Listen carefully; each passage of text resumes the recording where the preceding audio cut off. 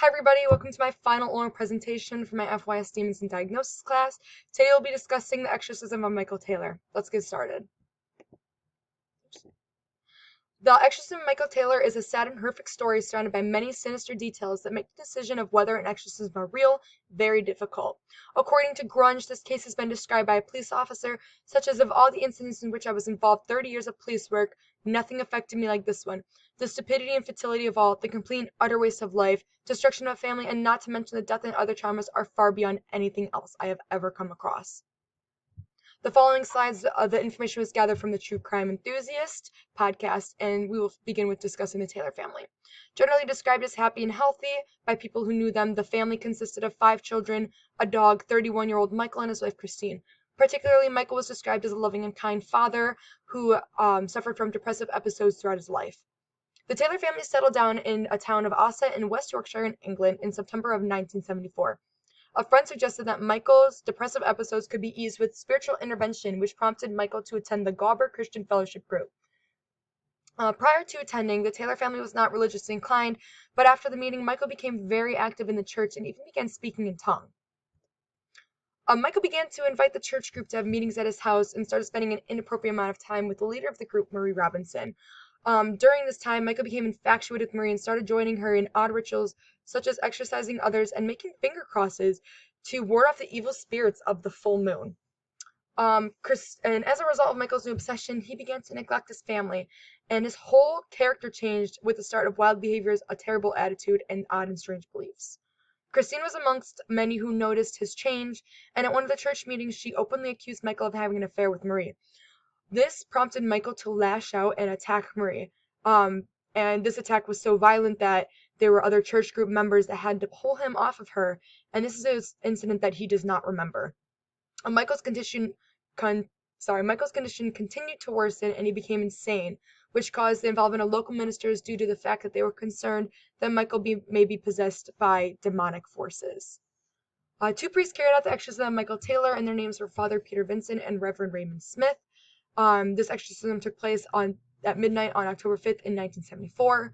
And when the exorcism started, Michael showed signs of demonic possession, such as convulsing, spitting, biting, and scratching. The priests proceeded to tie Michael down to the floor and subjected him to being doused with holy water, and they even went as far as shoving the crucifix in his mouth. The priests also then claimed that Michael was being possessed by 40 different demons, all adding a different characteristic that fueled into Michael's insanity.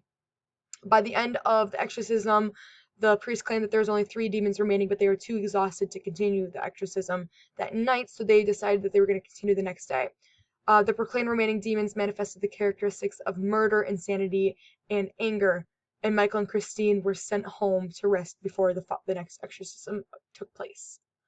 Not even 2 hours after being sent home, an ambulance was called for Michael after he was found curled up in a fetal position, covered from head to toe in blood, and chanting about Satan. The ambulance that was called by a police officer took Michael to a local hospital, and that police officer was then sent to Taylor's home. And due to the commotion from Michael screaming outside, it obviously led for neighbors to come see what the problem was. And one of them recognized it was him, so they sent the police officer to Michael's house.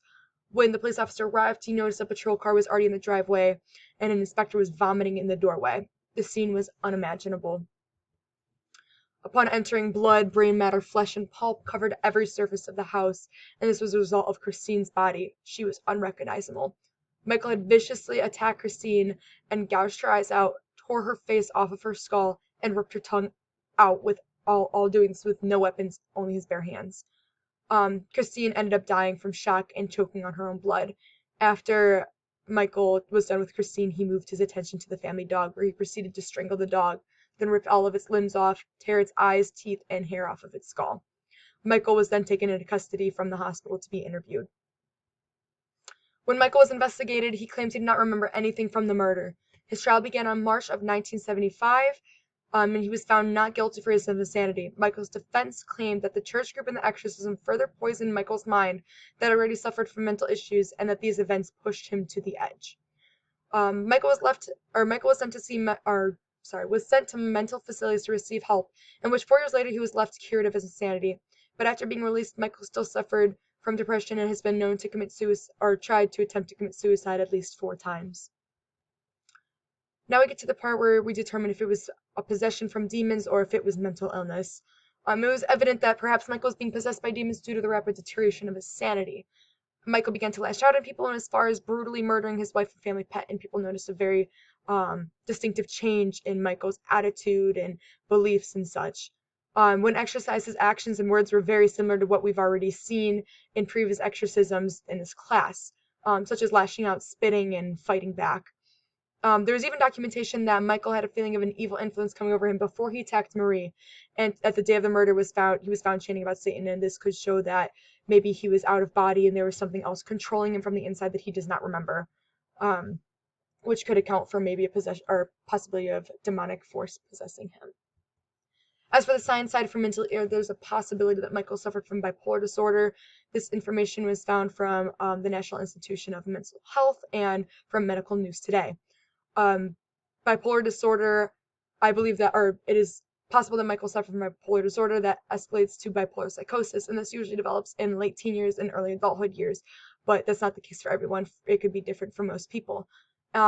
This disorder is a range in moods from lows of lows to very depressive episodes to manic episodes, so highest of highs you feel like you're on top of the world. This can amount for Michael's depressive episodes, so the lowest of the lows. And there's known that he attempted committing suicide, so that could also account for it. There's also moments that Michael does not remember, and that could be part of the manic episode due to combinations of symptoms from the manic episodes and psychosis. This combination could lead to reckless and dangerous behavior such as murdering his wife and attacking Marie. It could also cause one to believe outlandish delusions and hallucinations, which could have also been one of the reasons why he murdered his wife, because he was potentially acting out based off of fear, anger, and other heightened emotions. My personal opinion, I believe that Michael suffered from bipolar psychosis. To begin with, I don't really believe in demonic possession. When reading, I look for key points that could potentially be seen as demonic possession when really it's symptom showing.